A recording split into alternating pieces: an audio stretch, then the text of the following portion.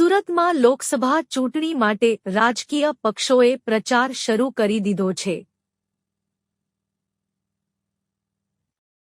દરમિયાન મંગળવારે ગુજરાત કોંગ્રેસના આદેશ પર કોંગ્રેસે રાજ્યના 4 મહાનગરોમાં પ્રેસ કોન્ફરન્સ યોજી હતી અને ચૂંટણી બોન્ડ પર ભાજપને ઘેરી લીધો હતો. સુરતમાં પત્રકાર પરિષદને સંબોધતા પ્રદેશ કોંગ્રેસના પ્રવક્તા નૈષ્ઠ દેસાઈએ ઇલેક્ટોરલ ઇલેક્શન બોન્ડને વિશ્વનું સૌથી મોટું આર્થિક કૌભાંડ ગણાવ્યું હતું. દેસાઈએ કહ્યું કે ઇલેક્ટોરલ બોન્ડ પર કાયદો બનાવતી વખતે કોંગ્રેસના ખાતા ફ્રીઝ કરવા યોગ્ય નથી. નિષ્ણાંતોને ટાંકીને દેસાઈએ તેને ભાજપનું મોટું આર્થિક કૌભાંડ ગણાવ્યું હતું.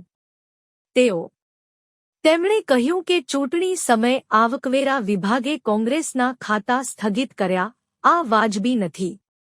આ તમામ જાહેર ભારતીય રિઝર્વ બેન્કે પણ અસંમતિ વ્યક્ત કરી હતી અને ચેતવણી આપી હતી કે આનાથી કાળું નાણું અને મની લોન્ડરિંગ જેવી ગેરકાયદેસર પ્રવૃત્તિઓ વધશે. આમ છતાં સત્તાધારી પક્ષે બહુમતીના જોરે કાયદો પસાર કરાવ્યો અને તેમાં ગુપ્તતા જાળવવામાં આવી. હવે સુપ્રીમ કોર્ટેને આ માહિતી સાર્વજનિક કરવા માટે ચૂંટણી પંચ અને ચૂંટણી પંચને માહિતી સોંપવા કહ્યું છે, જોઈ રહી છે. લોકશાહીને તોડવા નીકળેલા ભાજપને દેશની જનતા માફ કરતી નથી, આદેશ આપ્યો. આ પછી જે વાસ્તવિકતા સામે આવી છે તે ચોંકાવનારી છે. ભાજપે તેને ડોનેટ લે બિઝનેસ સ્કીમ બનાવી છે. તે જ સમયે ભાજપને દાન આપતી ઘણી કંપનીઓ છે જેની સીબીઆઈ અને ઈડી દ્વારા તપાસ ચાલી રહી છે. શેલ કંપનીઓએ પણ ભાજપને કરોડો રૂપિયાનું દાન આપ્યું છે. ભાજપને બોન્ડ્સમાંથી લગભગ 9,000 કરોડ રૂપિયાનું દાન મળ્યું છે. રિપોર્ટર સુનિલ ગાંજાવાલા, સુરત.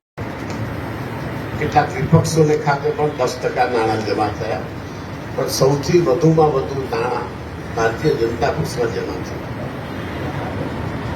સુપ્રીમ કોર્ટમાં ઘણો લાંબો સમય સુધી કાનૂની વાદ વિવાદ થયા.